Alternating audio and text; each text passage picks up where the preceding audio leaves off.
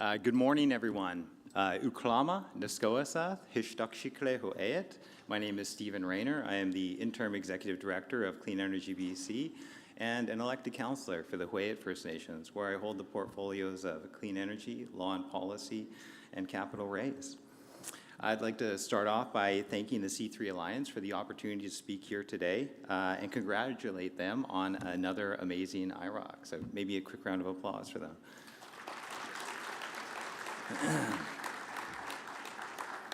So I really appreciate the chance to be a part of the important conversations occurring here today between First Nations, industry, and government. I also want to recognize our partners at CEBC and the amazing panel that just occurred there with Charlotte Mita and other. Thank you so much. Yes, Michelle Carr. Apologize for that. Thank you. So CEBC has supported clean energy development across British Columbia for the last 30 years. Today we represent more than 200 members, which includes First Nations, developers, service providers, academic institutions, technical experts, and the broader clean energy sector. CEBC's role is to help strengthen and create conditions for a strong, lasting partnerships and clean energy and a clean, competitive BC economy. From CEBC's perspective, clean energy is not just about power generation, it's about infrastructure that unlocks sustainable economic growth, ownership, governance, long-term economic development that benefits all British Columbians, and Indigenous ownership. That is where I want to focus today, on the shift from Indigenous participation to Indigenous leadership, ownership, and partnership in the resource economy. So, Indigenous economic participation is reshaping resource development in British Columbia. Indigenous participation has shifted over the last decade. Nations are less likely to respond to projects that are already designed, and increasingly nations are helping shape projects in the beginning and development phases. It's changed the relationship between industry, nations, government, and it moves the conversation from consultation to partnership. Equity changes the conversation and how projects are structured. Equity means nations are part of the ownership structure. That changes how these decisions are made in and amongst that partnership.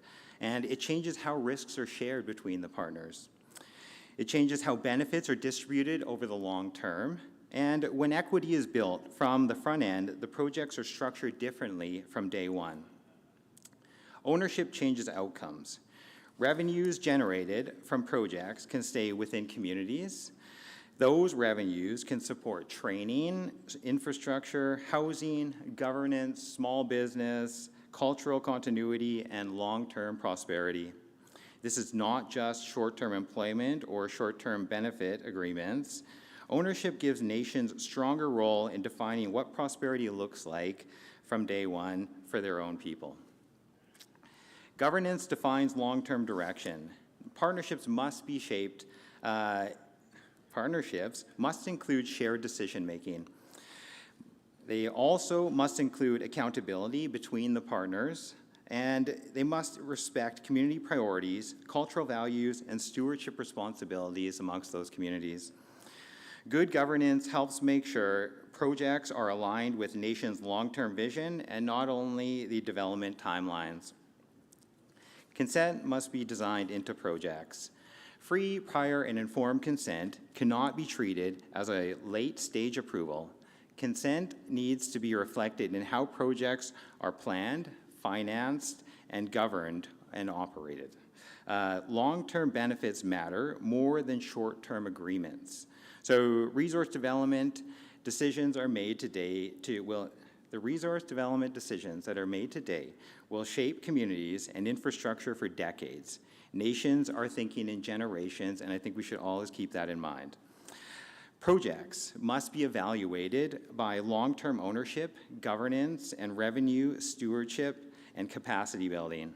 So, structure determines outcomes. Equity at the front end changes everything. And partnership means parts of the decision-making, or partnership means being a part of the decision-making, not just part of the response. Clean energy provides one of the clearest examples of how the structural shift is already happening within British Columbia. Clean energy provides a clear example of how structural change is unfolding within British Columbia. The 2024 calls for power, or the 2024 call for power, marked a major shift in clean energy procurement. It was the first energy procurement in more than 15 years. Indigenous equity participation was established as a central requirement. That changed how projects are structured and financed as well as advanced. It sent clear signal that Indigenous ownership is becoming central to major energy development, and CEBC is proud to have been the primary advocate for Indigenous equity. So in the 2024 and 2025 calls for power, the 2024 call had over 5,000 gigawatt hours of new wind and solar capacity added to the grid. The 2025 call for power added 3,500 megawatt hours of, gigawatt hours of new wind capacity. And so these procurements add about $5 billion in First Nations equity in the province.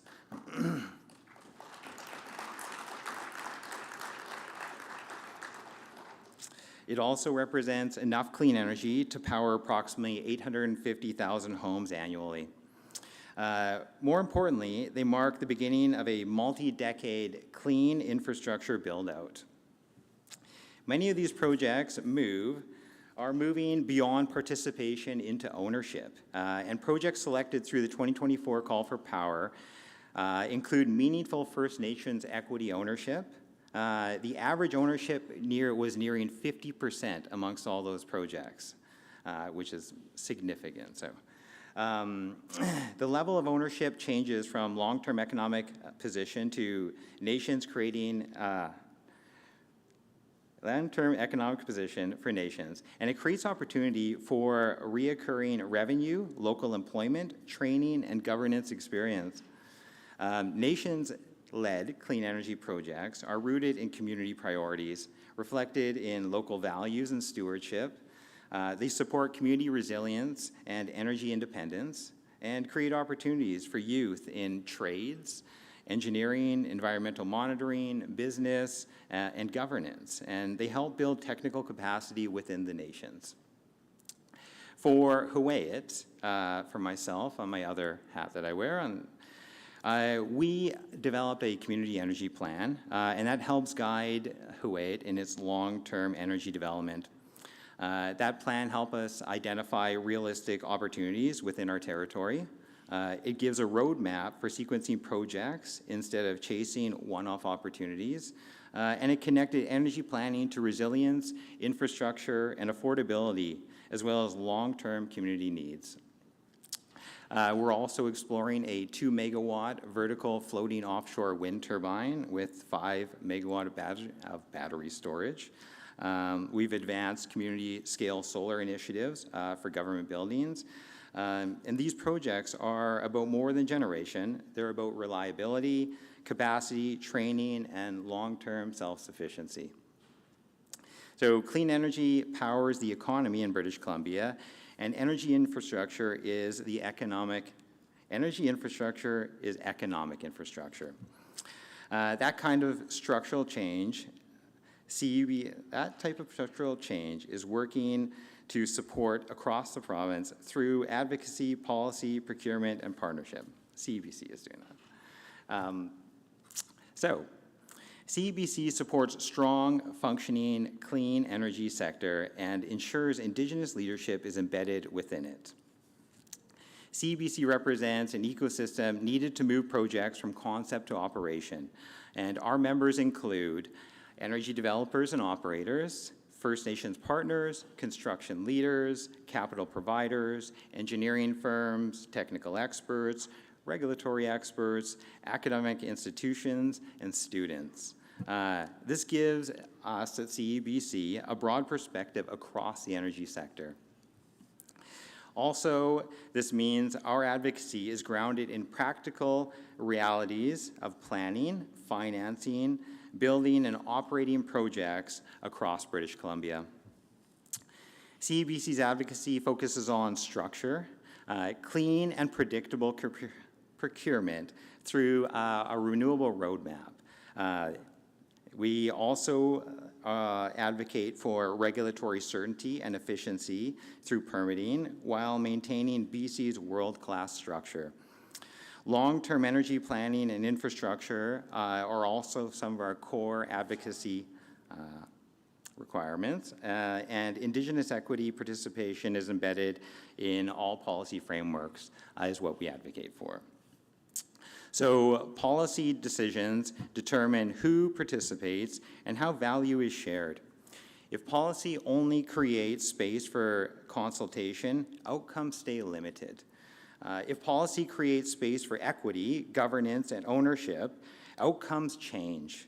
Advocacy only matters if it shapes real outcomes for nations, communities, and the clean energy sector. CEBC, we have several committees at CEBC, and they turn members' experience into practical advocacy. So we have, I'll first of all mention the First Nations Steering Committee, where we have about 70 members. And in that group, we provide a voice for the nations to share experiences and provide input, and that helps guide the advocacy that we do at the organization. I will also say, if there's any First Nations here that were interested in joining the First Nations or hearing more about the steering committee, please come and talk to me or any of our group. We're happy to help provide more information. So we also have a Government Relations Committee, Regulatory Efficiency Committee, Integrated Resource Plan Committee, Solar and Battery Committee, Construction and Transportation Committee, and Capacity Resource Committee. All members are, they can fully be a part of any of these committees, and those committees help develop the advocacy that our group at CEBC will help advance on behalf of the membership. So these committees allow members to participate directly in shaping our advocacy. Helps make CEBC's positions practical, grounded, and informed in real project experience. They create space for dialogue between nations, developers, technical experts, and help ensure that Indigenous perspectives are reflected across procurement, permitting, planning, and infrastructure discussions. So advocacy only matters if it shapes outcomes, and policy determines who participates and how value is shared. CEBC's role is to help create the conditions for strong, lasting partnerships. One of the ways CEBC creates space for those conversations is through dedicated gathering and putting Indigenous leadership at the center. So so we hold several events, and we just concluded our annual Generate conference. So that brought together over 600 members. The conversations were substantive, forward-looking, and grounded in partnership. Our next major gathering will be the First Nations Energy Summit, and will take place on November 30th to December 1st, 2026 at the Weston Bay Shore. The event is dedicated to Indigenous economic participation in energy and helps support nations developing, investing, and leading major projects. The summit will focus on practical issues that nations are dealing with, like capital access, partnership models, infrastructure development, project governance, long-term leadership, and youth and emerging leaders. Indigenous leadership deserves dedicated economic forums. And these spaces are not only about networking, they're about advancing ownership, governance, and long-term prosperity. They create space for nations to compare models, learn from each other, and build relationships that partners who understand the scale of what is coming. CEBC is working to make the summit accessible for nations. So we offer travel and accommodation support for First Nations delegates. So we welcome nations building and investing, as well as their partners, allies, to join us within those conversations. So we look forward to seeing you there. So Indigenous leadership deserves dedicated economic forums. These conversations are about ownership, governance, and long-term prosperity. The summit is built for nations that are developing, investing, and leading these major projects. So as we look ahead, these conversations are only going to become more important because the next decade will be defined by Indigenous leadership in resource development. So the next decade will be defined by Indigenous leadership in resource development. So the next 10 years will not center on inclusion, they will center on leadership. Inclusion means being invited to the process. Leadership means helping shape the process, the structure, and governance, as well as the outcome of the project. That is the shift we are seeing across the clean energy sector and across the broader resource economy. Equity participation is becoming expected across major projects, not only in the clean energy sector. The same shift is happening across infrastructure, natural resource, transportation, housing, and regional economic development. Nations are looking at projects through the lens of long-term ownership and Indigenous value. So partnerships must include shared governance and shared accountability. Strong partnerships go beyond signed agreements. They require trust, transparency, aligned interest, and accountability over the life of the project. And building that trust takes time, but it's what makes the projects stronger. So long-term prosperity requires long-term alignment. Nations planned infrastructure, energy systems, housing, governance, and economic development. And they think, like I said, in decades for planning rather than project cycles. And so in closing, the strength of the resource economy depends on the strength of its partnerships, and leadership defines the next chapter. Thank you for the time.